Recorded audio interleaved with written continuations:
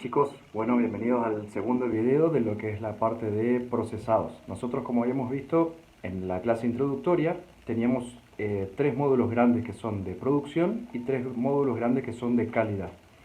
Vamos a arrancar ahora con el primer módulo de calidad, que son buenas prácticas de manufactura, o también, según su sigla, BPM.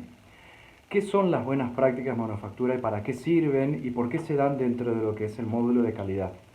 Primero es la base de la pirámide que hablábamos, donde buenas prácticas de manufactura y POEs hacen la base para un sistema de calidad superior, como podría ser HACCP. En buenas prácticas de manufactura, que son como las normas básicas que tiene que tener cualquier manipulador de alimentos, y entiéndase como manipulador aquel que va a intervenir en el proceso de la elaboración del producto, incluido el transporte. La persona que va a procesar la materia prima para transformarla en algo de mayor valor agregado, la persona que tiene que realizar los transportes después del producto final, la persona que tiene que estar en el punto de venta, en el supermercado, por ejemplo, también forman parte de los que nosotros llamamos manipuladores de alimentos. Todas estas personas tienen que cumplir las buenas prácticas de manufactura. En Argentina esto es obligatorio, es por ley, está dentro del Código Alimentario Argentino y también está dentro de lo que son las normas Mercosur, que también nos rigen a nosotros y a los países integrantes del Mercosur. Las buenas prácticas de manufactura tienen muchas ventajas, o sea, además de que es obligatorio, de que cualquier manipulador lo tiene que tener, incluso es obligatorio hacer el curso para poder aplicar a ser un manipulador de alimentos. Para ser transportista, para estar en una fábrica, para estar en cualquier planta, necesitas tener el curso. Nosotros, teniendo el título que ustedes van a tener de esta tecnicatura acá en el ITU, por tener esta materia ya tienen los conocimientos de buenas prácticas, incluso superiores a los que se pide en un curso normal de buenas prácticas para cualquier manipulador. Además de ser un requisito legal, además de ser obligatorio que uno lo tenga, también es conveniente porque le da ventajas a uno mismo. Tener buenas prácticas en manufactura hace de que el establecimiento elaborador o el transportista haga un mejor cuidado del alimento. Esto redunda en beneficios económicos, porque como veíamos en la clase pasada, cuando veíamos de la importancia que tiene la calidad y lo que son los costos de la no calidad dentro de lo que es el proceso, el hecho de tener un alimento seguro, donde uno disminuye las probabilidades de un defecto por una mala manipulación, por un mal transporte, por una alteración, por un mal manejo, todo eso redunda a la larga en una inversión, porque tener una norma de este tipo genera una inversión económica y de tiempo y de recursos humanos, pero es una inversión que a la larga genera ganancias para la empresa. Tener buenas prácticas, en primer lugar, disminuye la probabilidad de producto defectuoso, sobre todo en lo que respecta a inocuidad. Recordemos que la inocuidad era ese atributo de calidad donde no te genera un daño, no te genera una enfermedad. ¿Se acuerdan que hablábamos de los peligros físicos, los peligros químicos, los peligros microbiológicos y los peligros alergénicos? Todo esto va a estar abordado dentro de las buenas prácticas para disminuir la probabilidad de ocurrencia. Además, buenas prácticas genera una plataforma, una base para que sistemas de calidad y sistemas de registros posteriores puedan implementarse, y si así no lo hicieran, igual este sistema por sí solo te establece una base de datos, una base de información que te permite después ver hacia atrás la producción que vos hiciste, bajo qué condiciones se hizo y qué salió bien, qué salió mal, y en el caso de que haya salido mal algo y se haya tenido algún defecto, porque nadie es infalible, uno pueda rastrear hacia atrás y ver las condiciones en las que fue realizado y detectar cuál fue la causa raíz que generó el defecto. Esto es importantísimo, se llama trazabilidad.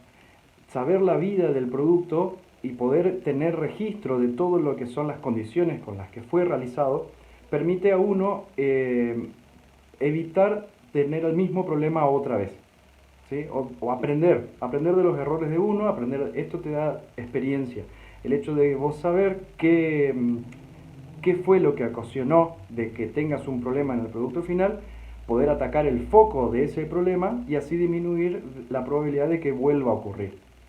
Esto se imaginan que si uno no tuviera registros, si no tuviera ningún tipo de control y no tuviera un sistema de trazabilidad para poder trazar la vida del producto hacia atrás, sería imposible y uno estaría condenado a cometer los mismos errores una y otra vez por no poder identificar cuál fue la causa raíz que generó el defecto la primera vez.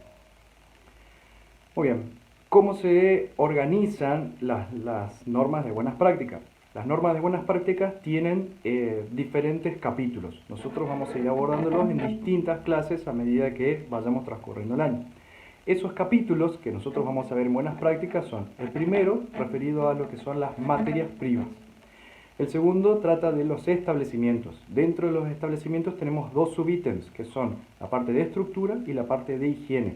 En higiene estamos hablando de la higiene del establecimiento, ¿sí? Porque después vamos a ver otro capítulo que habla de otro tipo de higiene, pero acá es la higiene del establecimiento. Como tercer capítulo tenemos todo lo referido a personal, ¿sí? Que es uno de los más importantes. El cuarto es higiene en la elaboración. El quinto es almacenamiento y transporte. El sexto son los controles de proceso. Y el séptimo es todo lo que tenga que ver con registros y documentación. En estos 7 módulos de buenas prácticas vamos a tener una noción de cómo se hace para manipular un alimento de forma segura para tener un producto inocuo. Vamos a arrancar con el primero, que tiene que ver con las materias primas. En primer lugar, hay que saber de que uno no puede tener un buen producto final si no tiene unas buenas materias primas. ¿Recuerdan cuando veíamos en la clase anterior de que una operación es una transformación? Y en esa transformación agregamos valor. Esa transformación lo que hace es convierte las materias primas en un producto final. Pero si las materias primas que ingresan a esa operación ya no son buenas, muy difícilmente uno pueda tener un producto final después que sí sea bueno. Entonces, es importante saber de que para tener un producto final de buena calidad hay que tener materias primas de buena calidad. En nuestro caso, que vamos a faenar pollo y que nuestra materia prima termina siendo el pollo vivo, tenemos que entender a esa materia prima como importantísimo que cumpla con determinadas características para poder tener un buen producto final. Necesitamos un buen pollo vivo para poder tener un buen pollo faenado. ¿Me explico? Muy difícilmente podemos tener un buen pollo faenado si lo que nos traen desde las granjas es un producto de mala calidad. Ahora, ¿cómo sabemos si es de buena calidad o de mala calidad? Lo que se hace en primer lugar es establecer cuáles son los atributos que hacen a la materia prima, a la calidad de la materia prima. Recordemos que cuando hablábamos de calidad decíamos que es el grado de satisfacción o el grado de cumplimiento que tiene algo respecto a las expectativas de a quién va dirigido. Entonces, si yo estoy en el frigorífico y el pollo vivo está dirigido a mí, el grado de cumplimiento de mis expectativas como frigorífico es el grado de calidad que tiene el pollo. ¿Sí? La satisfacción que tiene el frigorífico respecto a lo que esperaba de ese pollo vivo es el grado de calidad que tiene el pollo, entendiendo siempre la calidad como desde el punto de vista del cliente. En este caso hablamos de un cliente interno. Dentro de la cadena decimos que el cliente interno es el que recibe el producto intermedio de la operación anterior. Entonces, si el frigorífico va a recibir el pollo vivo, tiene que establecer cuáles son los atributos de calidad que espera de su materia prima.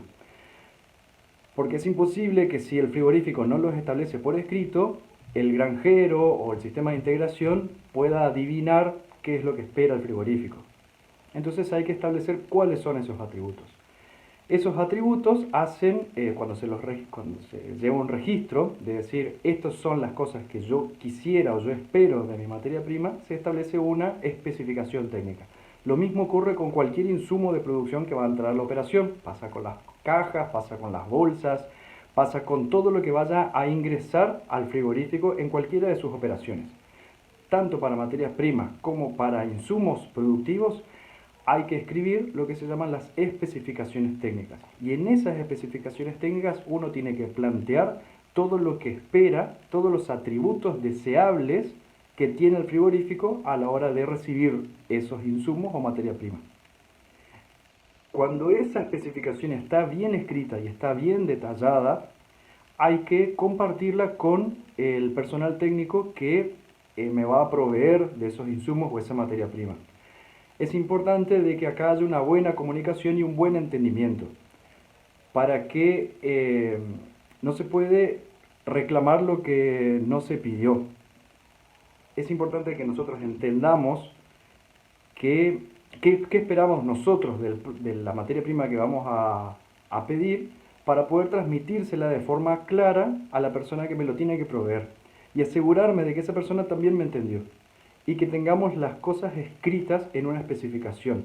En lo posible, esa especificación tiene que estar firmado por ambas partes, como un acuerdo de decir, nos pusimos de acuerdo de que esto es lo que yo te voy a comprar y estas son las cosas que yo espero de lo que vos me vayas a entregar a mí. ¿Sí? Es algo bastante sencillo.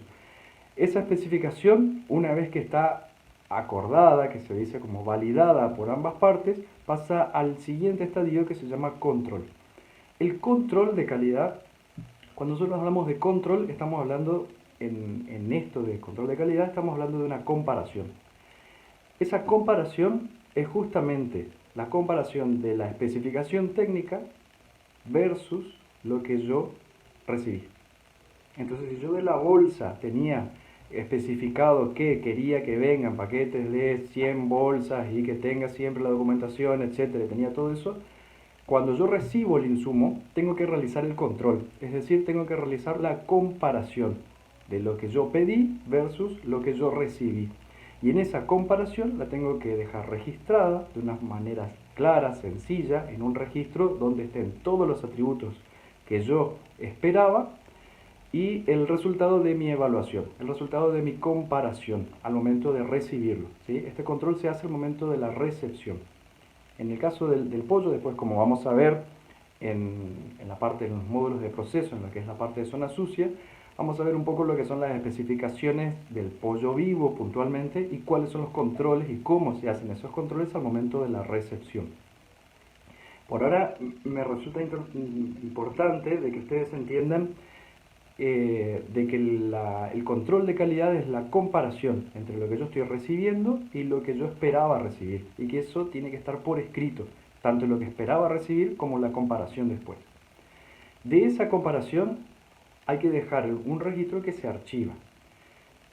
No siempre se va a recibir 100% lo que yo esperaba, ¿sí? Lo más probable es que siempre haya algo de que no esté tal cual como yo lo esperaba, como yo lo necesitaba, pero que sea aceptable igual, ¿sí? En esos controles van a haber criterios de aceptación-rechazo.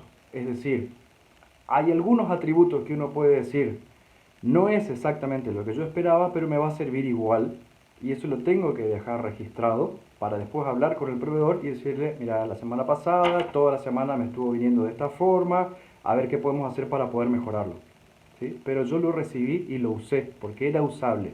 No era perfecto, pero era usable. Ahora hay otros atributos que uno también tiene que dejar bien especificados, que son criterios de aceptación-rechazo. Los criterios de aceptación-rechazo son atributos de calidad que si no se cumplen, la materia prima o insumo no pueden ser utilizados. Esa es la diferencia entre un atributo de calidad deseable y un atributo de calidad de aceptación-rechazo. Cuando se hace la recepción, los criterios de aceptación de rechazo son los determinantes, los que van a decir esa materia prima ingresa al proceso o es rechazada y va para atrás. Con todos los criterios que no eran de aceptación-rechazo, de los deseables, pero que no fueron cumplidos, hay que hacer reportes y esos reportes se trabajan después en conjunto con el proveedor para ir mejorándolos y para ir también ofreciéndole al proveedor una estadística, un registro de su historial, de su performance como proveedor, como una evaluación constante que se tiene que estar realizando del proveedor. De esta manera también esas materias primas e insumos cuando ingresen a la operación van a quedar registradas y se va a saber en qué producto final terminaron o en qué producto final impactaron.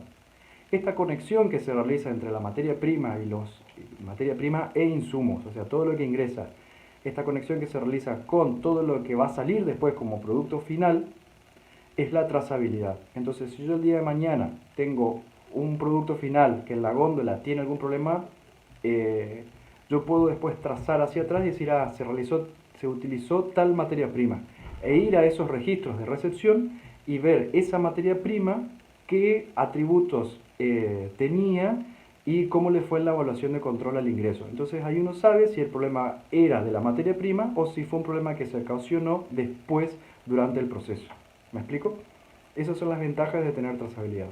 En ese control de calidad que se hace en la recepción, los registros deben mantenerse, se supone que por mínimo la vida útil del producto final, pero es recomendable mantenerlo bastante tiempo más. Un producto final congelado a menos 18 grados está en una vida útil de 1 año y medio, pero es recomendable mantener los registros por 3 años, incluso algunos los mantienen por 5 años o más, para tener eh, como estadística, no tanto de si hay un problema con el producto final, porque el producto ya no va a estar comercializándose después de expirado, pero sí para saber si en algún momento ocurre algún problema en el frigorífico y se quiere saber si esto, desde cuándo está funcionando así, desde cuándo estamos teniendo este problema. Entonces uno puede rastrear para atrás y tener estadística y tener datos de bastantes años hacia atrás que permiten tomar mejores decisiones. Una tendencia a nivel mundial ahora es que la mayoría de los registros se hagan disminuyendo el papel, disminuyendo la cantidad de papel, que sean registros online, que queden de una manera segura, pero todo virtual en una computadora o en la nube, pero ir disminuyendo de a poco lo que sean los registros en papel.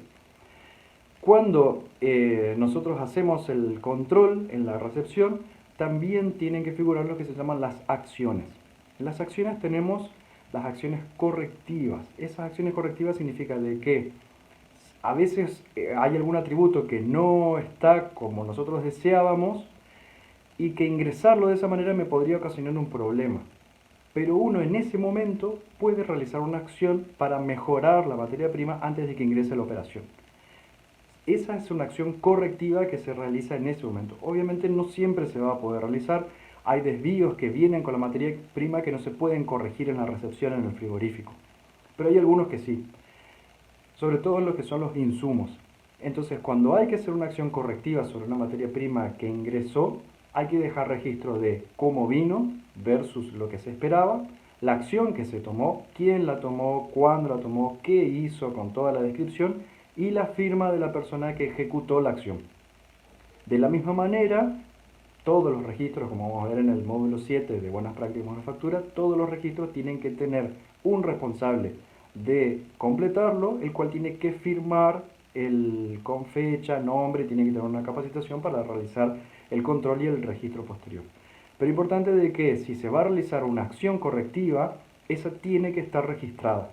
¿Sí? Tiene que estar registrado todo el detalle de qué fue lo que se corrigió, por qué se corrigió y cómo quedó la materia prima o insumo después de la acción tomada, ¿sí? Como una acción correctiva. Dentro de lo que es materias primas también, algunas cosas que hay que tener en cuenta son el tema del flujo. ¿Vieron cuando nosotros hacíamos la cadena de operación donde teníamos una operación seguida de la otra y de esa manera hacíamos la cadena productiva que agregaba valor y que el conjunto de todas esas operaciones era lo que llamábamos el proceso? Vamos a hacer un pequeño dibujito de vuelta para que recuerden.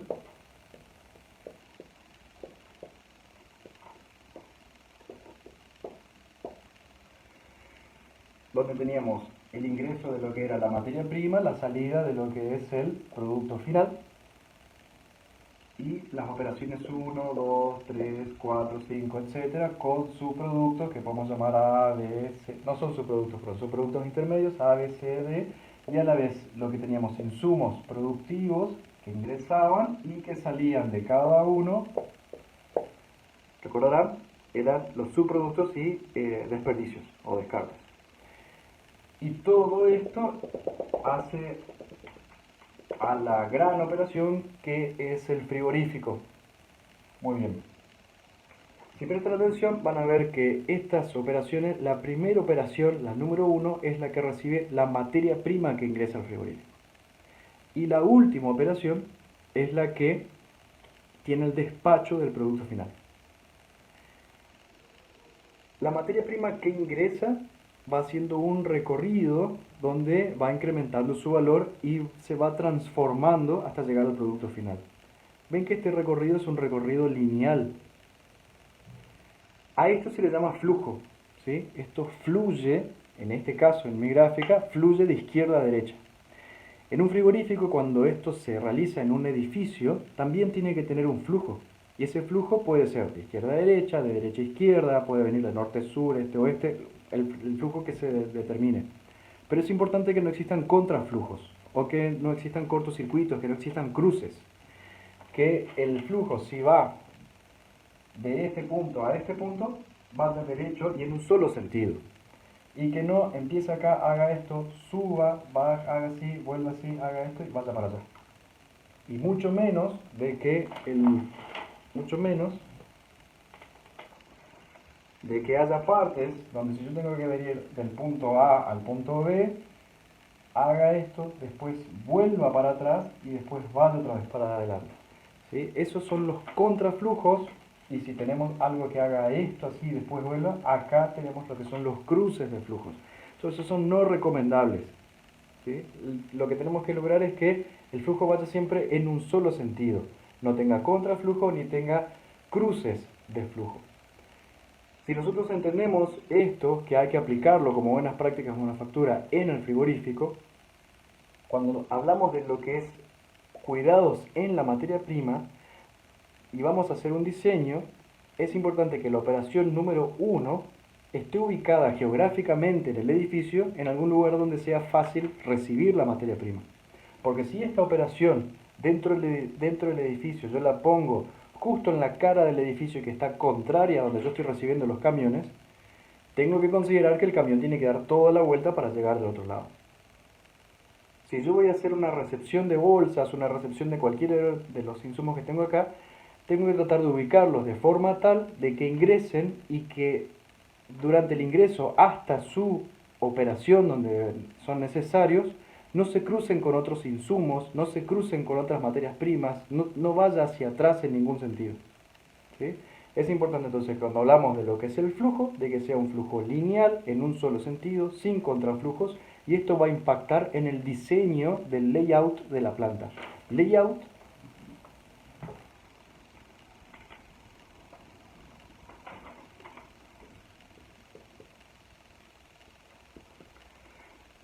está en inglés, que se utiliza así, digamos, la palabra, es para referirnos a lo que es el diseño, a lo que es cómo va a estar la disposición de las operaciones y de los sectores donde se van a realizar esas operaciones. Tenemos que tener un layout que sea prolijo, un layout que sea limpio, un layout que sea lo más lineal posible, de que vaya siempre en un solo sentido. Entonces, materias primas siempre ubicadas de una manera de que puedan ser recibidas sin que intervengan en nada de esto y que no solamente sean recibidas, sino que tengan un almacenamiento también de que no se cruce con el resto. En el almacenamiento, para lo que es el pollo, nosotros tenemos los túneles de espera, que los vamos a ver después. Pero el camión tiene que ingresar y tiene que esperar, tiene que aguardar un determinado tiempo hasta que le llegue su turno, digamos, entre comillas, para empezar la faena. Durante ese almacenamiento, el camión hace un recorrido, hace un circuito afuera del frigorífico hasta ir a la descarga. En ese recorrido, en ese circuito, no puede cruzarse con nada de lo que está acá. No puede ser que un camión que está esperando se le cruce con algo que tenía bolsas o que por ahí, que ese camión que espera está ubicado dentro, en intermedio entre las operaciones 2 y 3, sino que tiene que estar ubicado de manera que podamos respetar el flujo, ¿sí? Un layout. Y para terminar esto de materias primas, lo que es almacenamiento, el almacenamiento es importante de que no...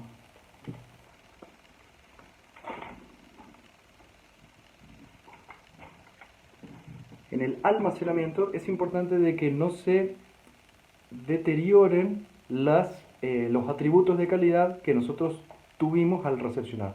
Puede ser que nosotros al recepcionar la materia prima haya tenido una excelente calidad o haya tenido una determinada calidad controlada versus la especificación técnica y haya sido aceptada. pero que después resulta que durante el almacenamiento esos atributos de calidad se ven afectados negativamente y cuando queremos utilizar esa materia prima o esos insumos productivos, la calidad es tan mala que entorpece o genera defectos después en la operación con consecuencias en el producto final y consecuencias económicas también. Entonces el almacenamiento tiene que ser de manera tal que preserve los atributos de calidad de la materia prima. Para el pollo vivo, si nosotros recibimos un pollo que consideramos que está aceptable y que puede ser utilizado, pero tiene que esperar, que en esa espera la calidad no baje tanto que después al momento de fanar el pollo ya tenga una calidad totalmente distinta a la que tenía cuando se recibió. Obviamente nunca va a ser exactamente igual, o sea, va a haber una degradación de la materia prima, va a haber una disminución de la calidad, sí, pero tiene que estar controlada y tiene que estar dentro de determinados parámetros, donde nosotros decimos, bueno, va a haber una deshidratación, quizás va a haber algo de mortandad mientras el pollo espera en los túneles de espera hasta que llega al proceso de descarga, la primera operación, pero tiene que ser algo dentro de los parámetros aceptables, ¿sí? Donde sabemos hasta cuánto estamos dispuestos a aceptar esa degradación. Por eso, durante el almacenamiento hay que ver cuáles son los atributos que nosotros queremos preservar y cuáles son las condiciones que tiene que tener el almacenamiento para poder preservar los atributos de calidad que queremos conservar o que consideramos que son importantes. ¿Me explico? Muy bien, eso es en lo que es el primer punto, que eran las materias primas.